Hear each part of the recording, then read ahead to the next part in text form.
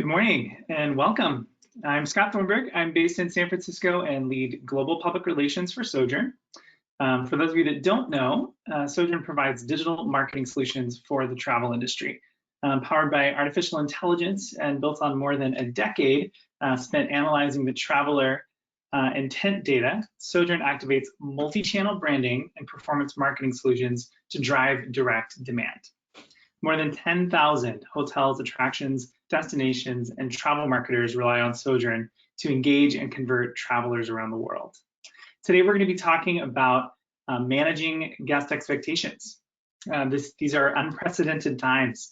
Before I get into that, I do want to introduce our speakers for today and actually have them introduce themselves. So let's start with Sine Scott from Accor. Thanks, Scott. Hi, nice to be here, and thank you, Sojern. I'm Sheena from Accor, and I'm based in Vancouver, Canada. I work closely with our brands across North and Central America, Fairmont, Novotel, Ibis, Sofitel, and others.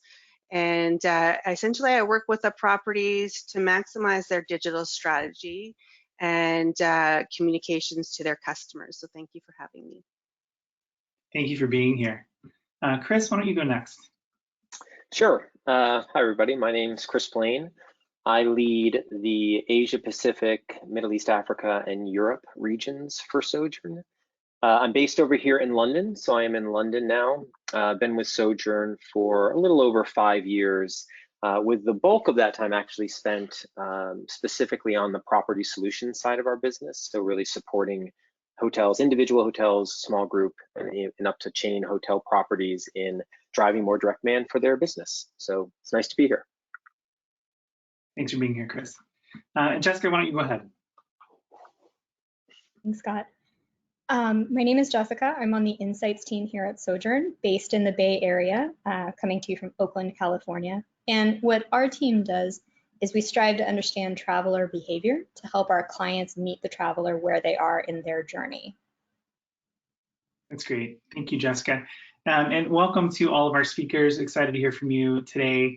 As Jessica mentioned, part of what Sojern does is we collect and analyze travel data, including flight and hotel booking data from thousands of partners around the world. This gives Sojern an unprecedented view into travel demand, and it's the basis of Sojern Insights that Jessica's going to talk to us about in a few minutes. Jessica's going to talk about ski destinations specifically and how things are moving. And then we're going to talk a little bit about managing guest expectations. Even the most well-traveled people don't know what to expect right now. With COVID regulations varying from location to location and continuing to change and evolve, the situation is fluid. As we think about where we are in the state of COVID, TSA this week just announced that they have crossed the 1 million passengers mark for the first time since April, which is huge. So excited to see travel coming back online. And Jessica, why don't you start us off by telling us a little bit more about how travel is changing and what this really means for people that are trying to travel to ski destinations. Sure thing, Scott. Thanks. So as Scott mentioned, I'm really excited to announce something new that the Insights team has been working on, which is destination focused on a specific interest. So everything we're going to cover today is kind of a special highlight on ski destinations. To start, just a broad overview of what we're seeing. Ski resorts, like everyone else during COVID, is having to adapt. By nature, skiing and snowboarding is probably among the less risky behaviors that somebody can do during COVID. It's already outdoors, socially distanced, at least while you're on the mountain.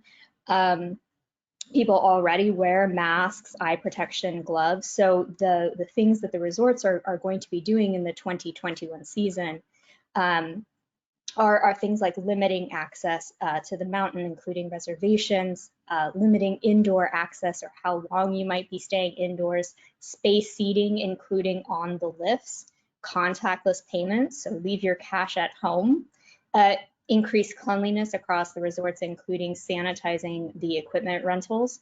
And whereas mask wearing was a personal choice due to if you are cold-blooded like myself or tend on the warm side, it's a safety precaution now. So masks will be enforced, and eye protection, gloves, probably a good idea. Food preparation as much as possible outdoors with takeout. And then a shift this year, I think it's just going to be this season, away from this après ski.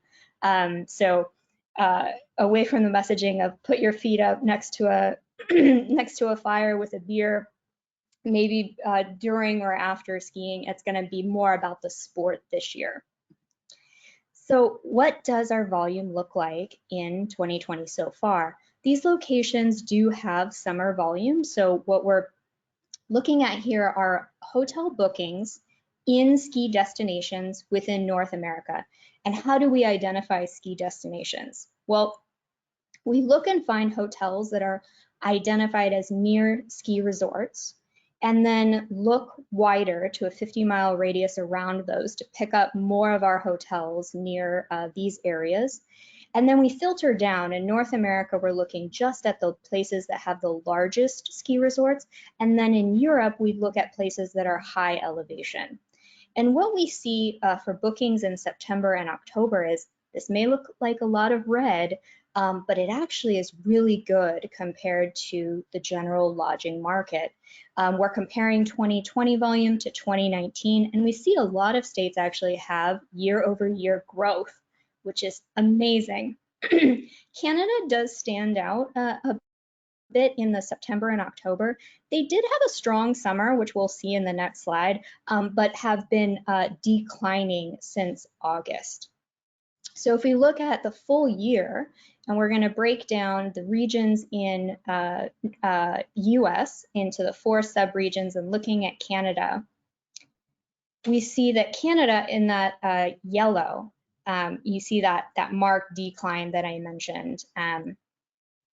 And looking up, we see the northern regions in the blue, and then the southern US regions in the green. What's interesting to me is if you follow that same line and notice the most northern locations started declining soonest, and then the northern US states, and then southern US states, it's kind of this shift southern, and I'm guessing it has something to do with the temperature, people following more temperate climates. And this theory holds with the US behavior dipping somewhat in the shoulder season of August through October. When it's too cold to hike, but there's no snow, people tend to stay a bit away from those areas. The decline in Canada was a bit strong and did not follow seasonal behavior. So switching to more global view, and I also wanted to compare quickly against our general lodging vertical, so you get a sense for why that map that we showed first was actually really good news. In the vibrant colors on the left, you see that EMEA, Europe, and then North America have recovered greatly. You saw in the US, they actually went up as a whole, and we saw some regions did better than others, back up to January volumes, and then have kind of dipped following the seasonal trend that we saw in 2019. What's different about Europe, when we look at ski destinations specifically, is their decline dipped further in the lowest point. They did seem to hit their low point mid-April, very similar to when the US was. But because their ski locations are in places like Italy, France, Europe, they were all hit very hard during COVID early on. I think that's what drove the recovery to be slower. You see that they took more weeks to start their upward trend. What's interesting is they stopped about the week of June 21st, and it really started declining again, which is not seasonal like Canada, and seemed to be before the second waves of COVID and their announced opening for international travel. When we look to the more muted colors on the right, we'll see the general lodging vertical again for those regions. And what's worth noting is when you look at the ski destinations, they are doing stronger even with the declines, which we're noticing a decline stronger in ski destinations, and it's more flat in the general lodging vertical. So it's showing the shift of people away from some of these locations in the shoulder season. Now, one consideration ski destinations, at least I've heard from clients in the US, is they're very dependent on long distance travelers. And you see that especially pertinent in the Northwest. It makes sense, there's large states. You know, you have to travel longer to get there. So the question is, are people going to still come? Because there's been an emphasis around drive markets being more important. People are staying closer to home, and we have seen that continue for ski destinations when we look for the bookings in September and October. And I saw this trend actually continue throughout the whole year. Just wanted to give more of a snapshot on this slide. So there is a notable drop, but you see it's more of a step change, and it's not half the volume or all the volume, which is good news. It shows that people are still willing to travel long distance to these destinations, but we do expect that there's going to be a decline this year. So drive markets will continue to be strategically important in the 2021 season. And the other thing interesting I noted when I looked at where people were coming from, how far people were coming from to these regions, and then Canada, is in all the regions except the Northwest, the extended drive market picked up. So the Northwest relied on the local market to cover the decline in the long distance market, but the others successfully took people from the 100 to 500 miles. And then our long distance travel is being defined as 500 miles or more, AKA the flight market. In terms of when people are booking, there's been a shift in ski destinations like what we're seeing in the general hotel market for shorter term planning. Now, if we look first to the bottom chart, 2020, we see that that increase in planning, that dark blue line jumping up around the COVID announcement in March, when the announcement came in the US. So people immediately shifted to long-term planning in the face of uncertainty. Oh, this will be over in a few months. Let me look for the end of the year kind of behavior. And then since then, it has tapered down, and the shift has been more in the short term, with a bump noticeably in the September-October time period, which seems to also be in the 2019 seasonal behavior when you notice. So now look at the two graphs and focus on the 50% line, and you can see that in 2019, more than half of people booked 1 week or more in advance. So the gray bar and everything below is 1 week or more, and you see it's consistently above 50%. Now, shifting to 2020, you've seen it kind of decline consistently throughout the year, showing people are more likely, they may be searching far in advance, and we are seeing indications of that. So it's still important to get in front of your customers. But in terms of when they're booking versus departing, they're making their plans, their formal plans with their credit cards, very close to when they travel. And finally, the big question is, will people come? So to give a snapshot on what we're seeing for the winter 2021 season, it looks good. So don't focus on the negative numbers as much. We should consider how the general industry is doing, and consider the ski destinations are still doing better. We notice especially in August, September, October.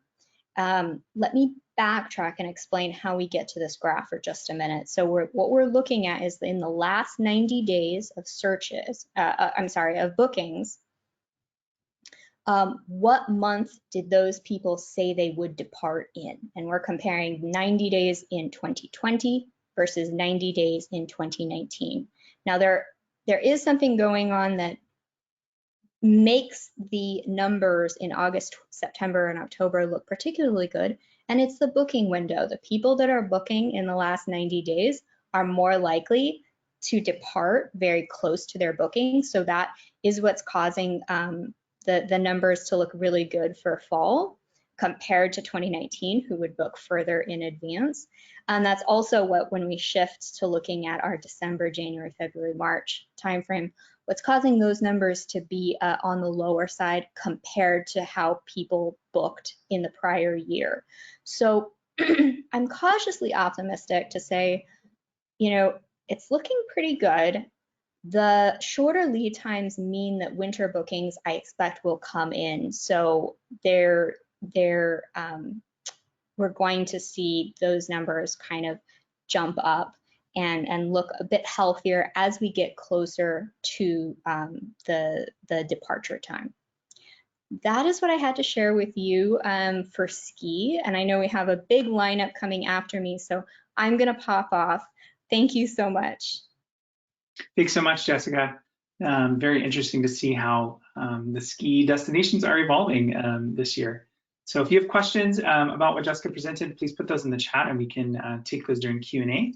And next, we're going to go to Chris. Chris, tell us a little bit more about what we need to know about managing guest expectations during the ongoing pandemic. I will indeed, Scott. Thank you so much. Before we get into the content, though, I'd love to start with a few poll questions for our attendees to get a sense for how you're feeling about things. So the first question I like to ask is, the pandemic has made it more challenging to keep my information up to date and set expectations properly. So is that true? Is it false, or are you unsure and don't know? The pandemic has made it more challenging to keep my information up to date and set expectations properly.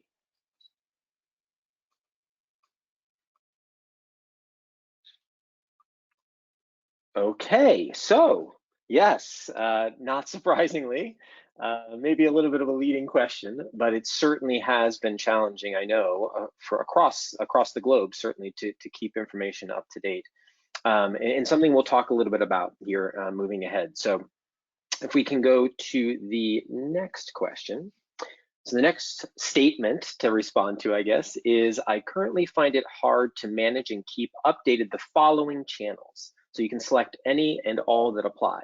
I find it hard to manage and keep up-to-date information on OTA sites, on Google and search engines, on social websites, your own personal websites, or some other or none of those.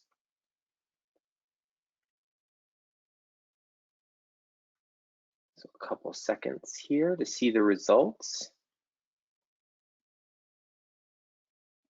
Okay, interesting, a bit of a mix. We'll talk about especially the OTA sites piece here in a little bit. That's definitely a critical one, as we all know that a majority of bookings tend to generate through OTA. So it's critically important to keep that information up to date. And certainly your website is an important one as well. And again, we'll dive into that in a bit here. And the last question is, what do you see as the biggest benefit for driving direct bookings? Is it for upselling, managing the relationship, loyalty programs, managing customer expectations is easier, or personalizing the customer experience? So just select one of those 5 options. What do you see as the biggest benefit for driving direct bookings?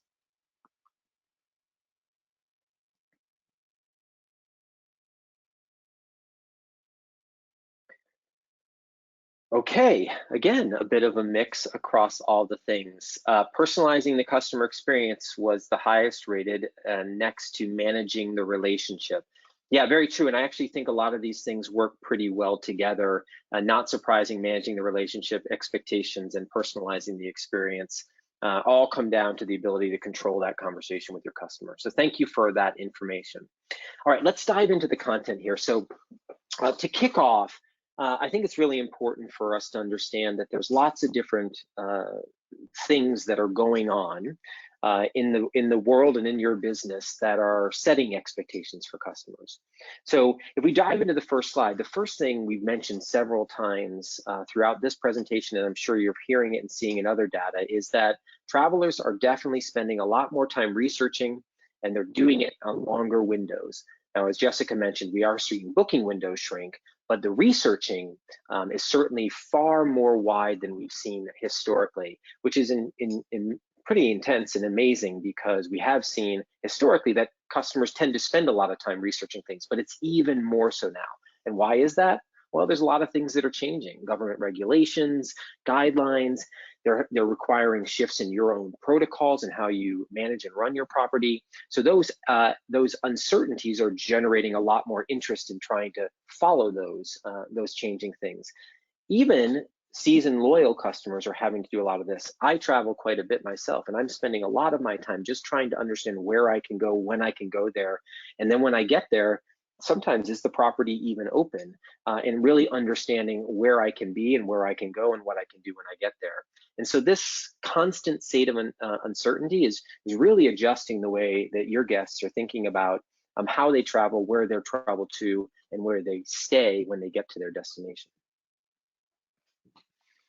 So two things I think are important to also understand about how guests form their expectations. The first one are what we would call brand expectations. And I think about this like what you say and how you say it. So when you think about the example we've listed here, like luxury spa, a luxury spa could mean a lot of different things to a potential guest. It could mean, it's a pool and a whirlpool. It could mean there's a nail salon facility on site. It could mean there's an actual massage facility on site. So making sure that you're understanding that as you use language and you highlight certain elements of your property, that the brand expectation may be different depending on the customer. So thinking through that, being more explicit in those things is really important. And then also on the product expectation side, a little bit more easy to control, more objective. And most hotels and most properties do this really well, giving very explicit and specific information about the product that customer is going to get. A king size bed with an ocean view, maybe it's a private museum tour, whatever it is, that expectation is much more clear and much more easily set. But I'd really lean towards the brand expectation side, especially given some of the uncertainties. The ability to be very explicit and specific when you're talking about the experience that they're going to have on your property is going to be critically important. So if we move forward, I think there's two different touch points that we want to talk about. The first one I'll touch on briefly, and then the second one with some more detail. The first one are offline touch points. And not surprisingly, then one of the #1 ways that offline touch points or expectations are created is through conversations with people close family, friends, members, whoever, and getting their word of mouth on how they've had an experience with a particular brand, and in this case, a particular property or hotel. And frankly, consumers place a lot of weight on word of mouth, and we've seen that across all different industries, especially as we look at all the key marketing trends. Word of mouth is usually the #1 driver and decision maker. But where it also becomes important, especially when setting guest expectations, is in the experience that they have, because what we found is that expectations come from a set of experiences over time, right? So how you handle that on-site experience with a guest will ultimately form a future expectation for what that experience will look like for them, or what that experience could look like as a guest looks at other opportunities or other options. So they may have a terrific experience in one place, so an expectation set is very high, and if your property doesn't deliver on that when they arrive at your property, that could be a challenge in terms of creating that positive word of mouth going forward. So it's really critical and important to understand that the on-site experience from a guest will help set and drive future expectations and also feed that strong word of mouth moving forward. And then the last thing I would call out here is just customer service. Response times, getting back to guests as quickly as possible. I think this is really important because, again, as you think about uncertainty and just you as a consumer yourself, when you're uncertain, you don't like to have to wait because that uncertainty continues to build. So great responsiveness, getting back to customers quickly when they're on site, on your presence, they have a question, immediately responding and servicing those needs. Again, a critical, important way for us to drive a positive expectation moving ahead. The second area I'd like to cover off on is online touch points. So there's 5 major drivers we believe for setting expectation online. The first one is your website. And we saw in the poll results, the website is a critical component to not only capturing guests and capturing guests directly so that you can control that conversation, but it's also critical because it is your storefront. One of the things that we have found in our data over time, even if a customer decides to ultimately book through a online travel agent, through Booking, through any other OTA, they are almost all the time going to that property website before they choose to purchase. So controlling that conversation with the guest is critically important when they hit your website. So a couple of things to think about. The first thing is making sure that you're working with data providers. We provide data, as you've seen from Jessica, but other data providers to really understand what are the behaviors and trends in your area so that you can make sure that your website's ready to catch that demand as it comes. Not only is it important to catch that immediate demand as it comes in, but also with the advanced booking window that you usually we find historically that booking through direct websites actually have longer booking windows than bookings through OTAs. Not surprising data, that has historically been true. All booking windows are shrunk now in COVID, but ultimately over time, website booking windows tend to be a lot longer. You can now control that conversation with the client, advance activities in terms of upsell, cross-sell, again, setting those expectations with guests, really important. Obviously, we talked about upsell and certainly the idea of creating loyalty. And you'll see here at the bottom of each of our slides, we have a fun little tip that we've added here at the bottom. I won't read it out for all of you, but as you see my slides pop up, take a look at some of the tips that we're providing there. But your website's critical. It is your storefront. It is what people will think and understand about your brand and what you have to offer and have the most lasting and impactful impression as it relates to selling your brand, selling your service, selling your experience to clients. The second one that I think we need to look at is how you are present across the search engines. Specifically here, we're talking about Google and making sure certainly your Google business profile is up to date so you can be found on relevant searches either through Google search or through map search. But I also think it's important because oftentimes customers are using search in the beginning of their activity. So they may be looking for hotels in a certain destination, right? And they're starting to look at various options there. Search engines generally have a full funnel component to them. And so understanding that you've got to be able to manage that expectation in that channel critically, because the majority of users are going to search at some time during their booking process and their search process. The other thing I think it's also important to understand is when you think about search generally, it's not just the ability to get up in the rankings either through SEO activities or through even paid search activities, but it's also the message that you send. Don't forget, search is a great way to send a marketing message. So really thinking about how do I use that message in search today, given some of the uncertainty that exists, to make sure that I'm creating that opportunity to put these potential guests at ease or to deliver a message that gives them confidence in clicking through and spending more time with my brand. So the third area that we talk about, we saw it earlier in the importance of OTAs in the survey question. We have to make sure always that we are creating a presence within the OTAs that mirrors our brand and mirrors the message that we want to send. That oftentimes, as we know, is challenging in the what I like to call the frenemy relationship between OTAs and hoteliers, but it is critically important to ensure that you are getting the right messages out there, spending certainly time with your OTA representatives, ensure that you have the ability and the flexibility to adjust those messaging as needed, thinking about your images, keeping them up to date, keeping them fresh, addressing how those images might need to change with the changing in sort of certain requirements or regulations, et cetera. So those are critically important.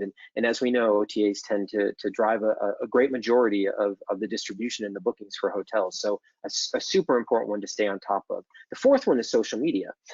What's interesting about social media is that if you can engage with an individual who uses social media as a means for staying up to date on things, as an interaction tool, as many do, what we often find is that those more active social media posters are 3 times more likely to provide a review for a property than those that don't. And so really engaging individuals on in a conversation on social media is also not just important in terms of having that relationship with them, but also helping to influence them to deliver on positive reviews for you moving forward as well. So social media is super important.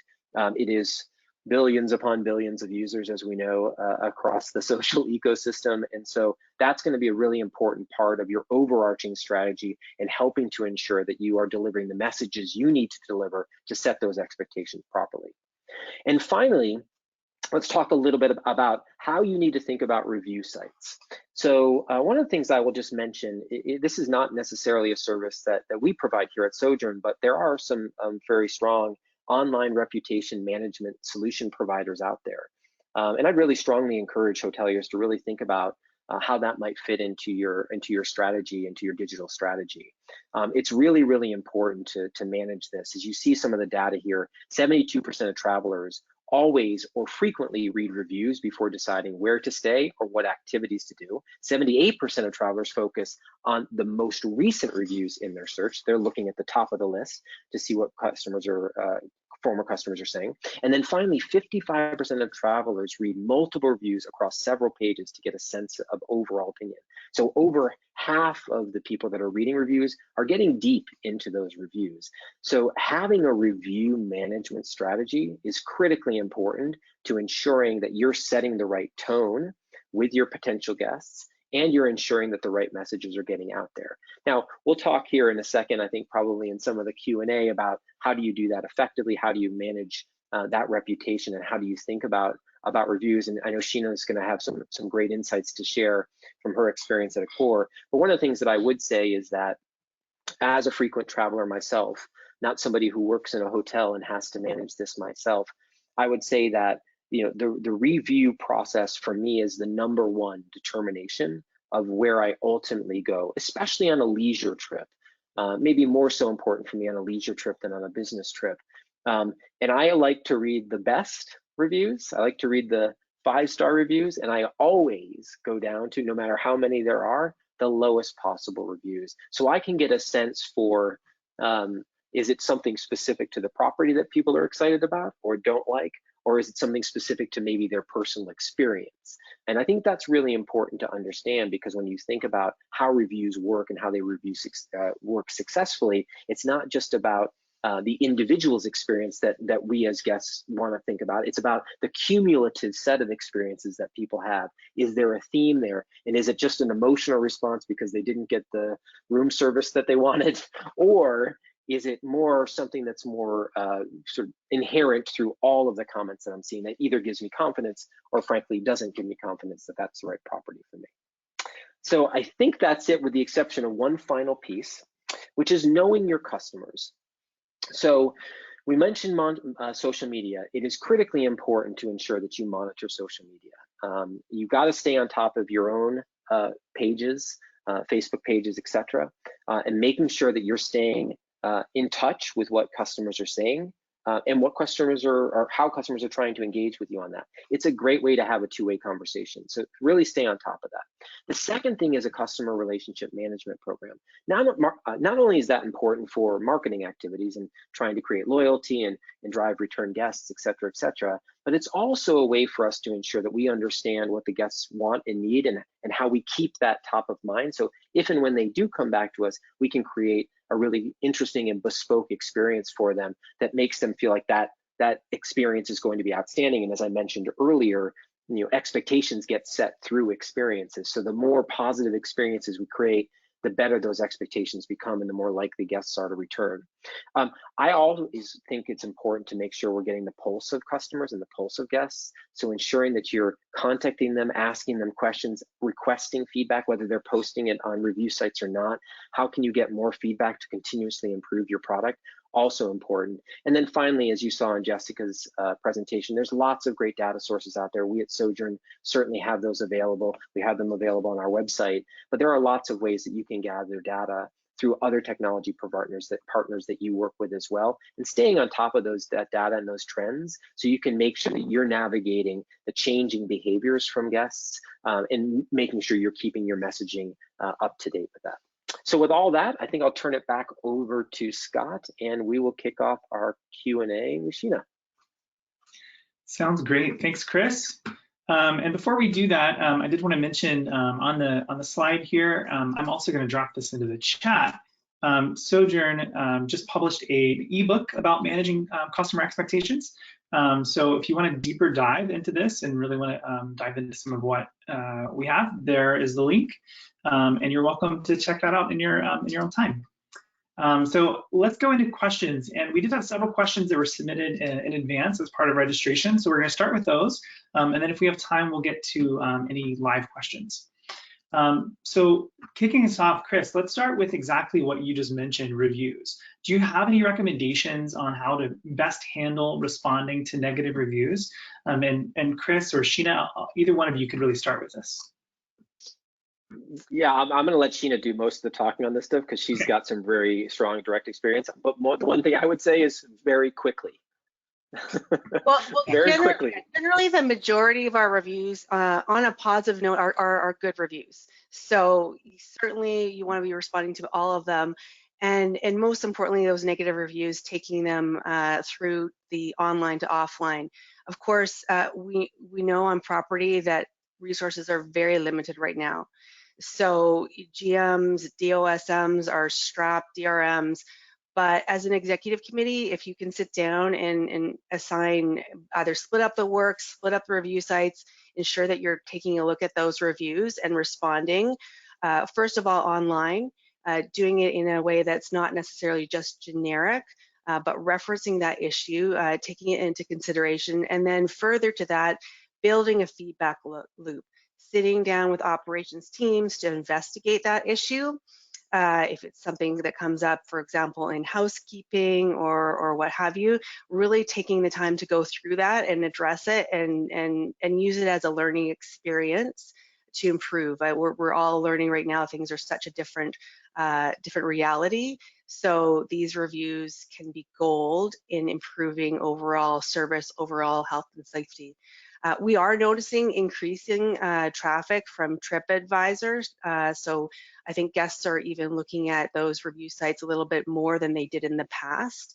And don't forget that Google reviews are also growing as well as social media. So a lot to keep in mind, but ever so important today. Absolutely. Sheena, what have you seen to be the biggest disconnect between customer expectations and the current offerings at Accor properties? Yes, there's more questions than ever from guests, more calls to the call center, to the property directly. We've been doing our very best at Accor to educate our guests in as many digital touch points as possible with detailed information on our all safe health protocols, on the property amenities and services that are open, what they can expect, whether or not they need to make reservations for restaurants, pools, so they can really plan in advance. So for the most part, our guests are quite understanding and do take the time to read that. We have our pre-arrival emails, many touch points, as I mentioned. But what I have heard from our GMs and on property is that guests want to take a vacation from COVID. So they come to the hotel and they may think that the protocols that are in place in their community, such as masks or obviously social distancing, may not apply to them when they're on vacation. But we have lots of signage. Our colleagues, we call them our artists, are there to help guests understand that we do have some of those protocols in place, really for their health and safety. And I think we could all use that mental health break that we would normally get from a vacation, right? So I know that's something that it's top of mind for a lot of people right now. Do you notice any differences between property types or locations and whether or not the customer expectations are being met? Well, certainly different customer sets, whether it be our eco properties versus our luxury, have different expectations, but we're really trying at Accor to make sure that all of our properties are at a level. So 95% of our properties have gone through some rigorous training on our all safe health and safety protocols. So I would have to say that our properties are very consistent.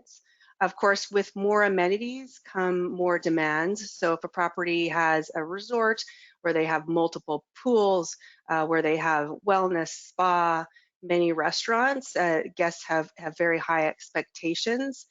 Indeed, certainly guests that are in the luxe properties may expect services like turn down. They can be more critical of some reduced housekeeping visits that we have installed, just really with the health and safety of our colleagues and our guests in mind. So, so I think that, you know, with more services and amenities, the expectations can be higher, certainly. I've definitely seen that, by the way, as well, just from a personal perspective. I've been able to do a little bit of traveling, just given the nature of my role here in the region. And, you know, I've certainly noticed that as well, Sheena, in terms of different types of properties that I've been able to visit. All of them have a very strong standard that they've set. And I happen to be an Accor loyalty member, so I have stayed at some Accor properties, and they all have a very high standard that they're meeting. And you're right. I think when I've walked into a property that is you know, more on the luxury side of things, my expectations actually are a little different when I walk in the door. And frankly, I've actually been pleased with the consistency. In that, you know, because we're all living in these uncertain times, and all of our expectations are definitely just a little different, if not a lot different, from where they were back the same time last year. And I think it's been remarkable to watch, not just at some of the Accor properties I visited, but others as well, the consistency in how the teams there have handled their guests, regardless of budget, regardless of luxury. And that consistency gives me confidence that I'm not, you know, I'm not losing something by going to one type of property versus another type of property. So that's really been interesting to watch, and definitely to see the teams, as you mentioned, sort of being consistent in that execution. I think that what comes through is that our artists love what they do, and making that connection with a guest is going to flow through. So whether or not they're wearing a mask or not wearing a mask, the smile comes through, and the genuine service and the genuine caring. Yeah, absolutely. Let's switch gears a little bit and talk about data. Chris, you brought this up a lot, and obviously Sojern works with a lot of data, so I'd love for you to start with this. But can you give us an example about how using data can help us set clearer or better expectations for our customers? Yeah, I think we talked a little bit about the CRM and the importance of the CRM in helping to design or define the customer experience. You know, and when you have a really effective CRM and you can leverage the data you have in that CRM to understand the historical behaviors of a particular type of guest, it gives you the ability to deliver a much better and real experience for that guest when they arrive at the property. You know something about them. You're able to create an experience for them that is comfortable, and they feel comfortable and safe in that experience. And so certainly number one would be the ability to use the data you have yourselves to create a really strong and meaningful experience and safe and comfortable experience for guests. That's number one. The second one, you know, I would say is that, you know, you've got a lot of data that you can gather that is maybe less quantitative but more qualitative. And we talked a lot about the ability to monitor the conversations that are going on about your property, whether those be review sites or whether those be through social networks, and how people are talking about things. There's data there to use to understand the things that you either may need to change or adjust as more and more guests come in, so you can either change the perspective of your property through the views that you're seeing, or to have that conversation with a guest and understanding what you're hearing through that conversation, how that changes the way you deliver on the experience when somebody arrives on site. And it's not, doesn't need to be necessarily one-for-one. What you learn from a group of customers is likely going to be true for many of your guests, if not all of them. So those data points become really, really important to be able to deliver on that experience for all the guests as they come in. So those would be two areas that I would recommend spending some time with. Yeah. Certainly no shortage of data, that's for sure. And you mentioned some of the review curation sites. Sorting through that by category can be very useful as well to try to find out if there's some pain points, if perhaps something that you didn't consider as a pain point in dining, you can drill down on that on property and solve the issue. And then conversely, if something's really shining through as resonating with guests, either on social or through your reviews, kind of going further with that. We did that a little bit with some of our promotions. This summer, we had a complimentary bike service with a picnic that you could purchase to take on the bike. And in the past, we tried to market this, it never really took off. But in this day and age, it really took off. So we further promoted that to our all Accor members and used the data. The data really helped us to understand that. Yeah, actually, and Sheena, you just actually triggered another thought for me as well. In the commentary on using the data from the review sites and some of these tools that are available to you to sort and categorize things, your website. So you can watch a lot of what's going on and what people care about and think about your property just by watching your website analytics and where they're spending time, what pages they're bouncing from. But there's a lot of really valuable data in what, again, I call your store, right? To a client, they're walking into your store, to your website, and they're going to browse in certain places. And are they spending more time at the shoes or at the blouses? And where are they spending that time? And then how does that help me understand what they care about? So then I can use that information to improve going forward. Yeah, absolutely. Sheena, what would you say is the #1 pain point for your general managers when thinking about managing customer expectations? Oh dear, well, there's a lot on our general manager's plates, of course, wearing multiple hats, the stress of managing owner expectations, operational costs, health and wellness of our guests. So my heart goes out to them. It's just such a challenging time. And then of course, driving business with fewer resources. So I don't know if I can come up with one pain point. There's lots of challenges, but I think everybody's doing an extraordinary job. One thing that I have heard a lot when we've communicated is just the teams and the team members having to wear so many multiple hats. So we've obviously had to have fewer colleagues with lower business levels, but having to deliver higher standards. So all the safety protocols, procedures puts a lot of strain and a lot of new things to grapple with on property. So I think that really the health and safety and wellness of our colleagues and our guests is probably the #1 challenge. Yeah, everyone's wearing multiple hats and wearing a mask. They've got a whole new wardrobe and trying to manage it all. It's definitely a crazy thing.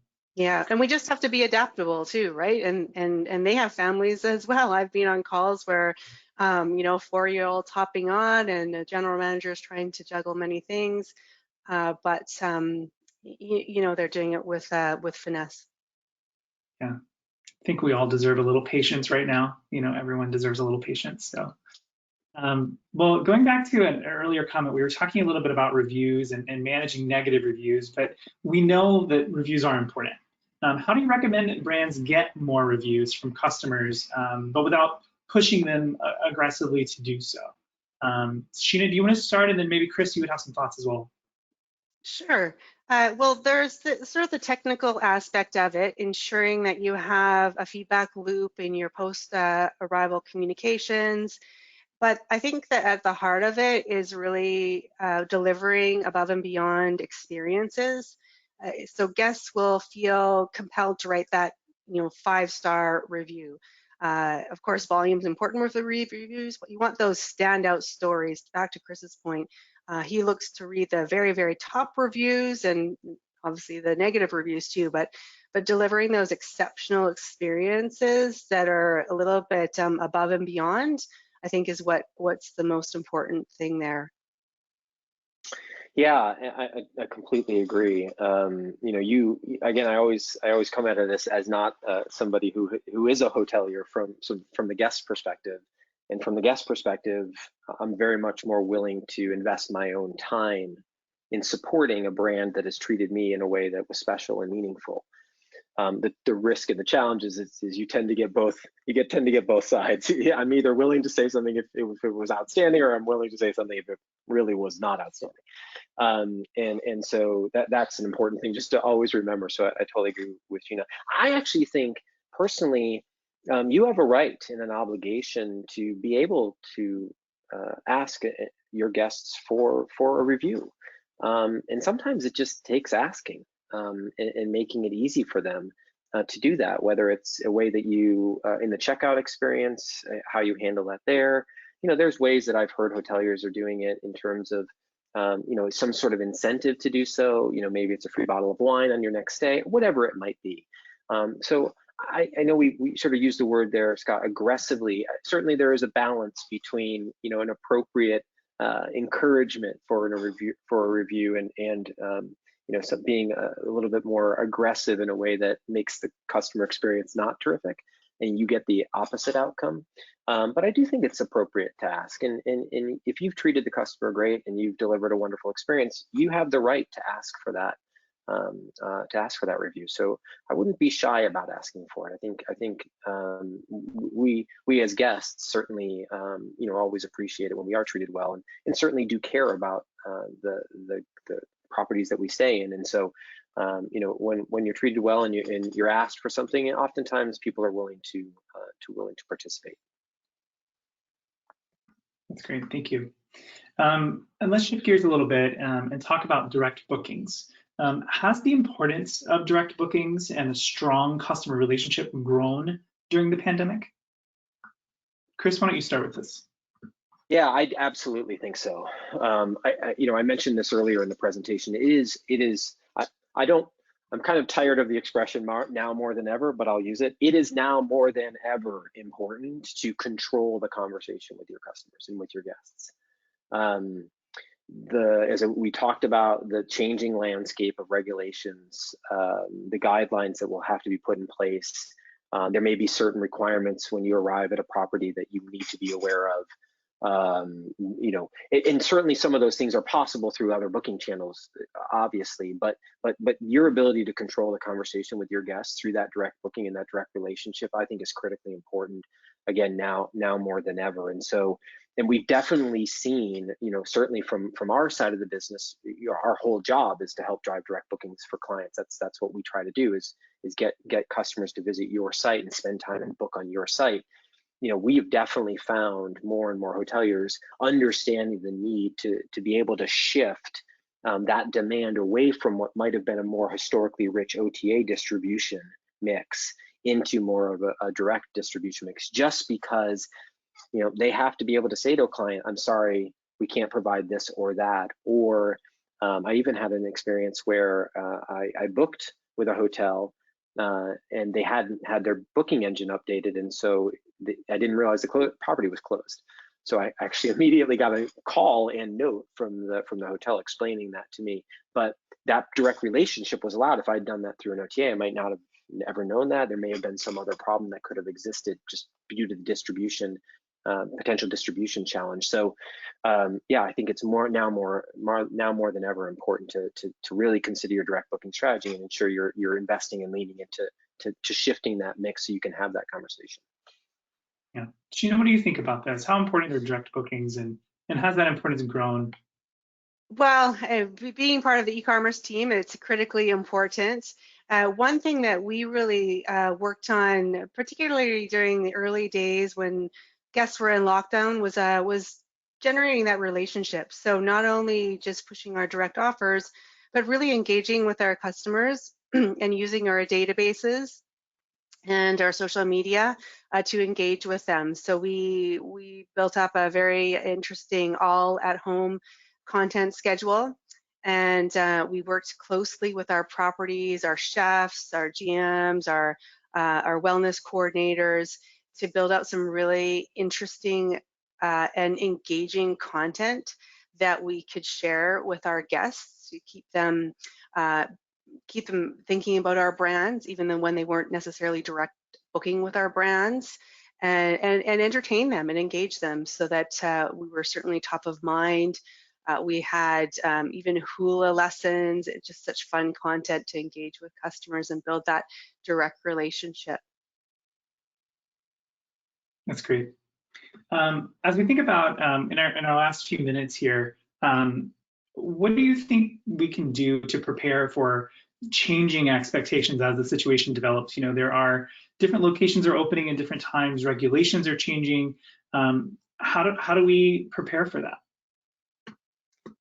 I think some of the data that actually Sojern's been providing has been incredibly helpful. What Jessica shared today for me with some of our properties in ski locations was incredibly useful to think about that short-term demand, to look at the data, to be nimble and shift offers. So, you know, we had some wonderful pickup in the summer. We were able to, you know, keep demand going, but then after with leisure markets, after Labor Day, things did slow down.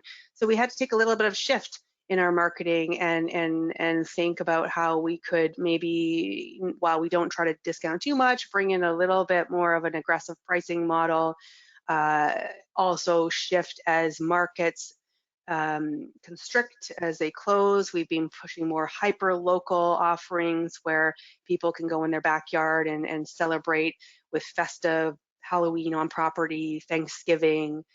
So really using that data, but just being very nimble. You might have one strategy and think it's going to go through, and then a market will close down, and you'll have to really rethink everything.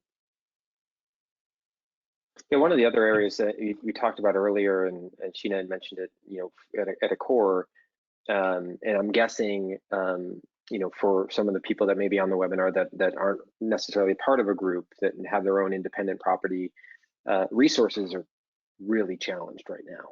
So, and I think we all get that.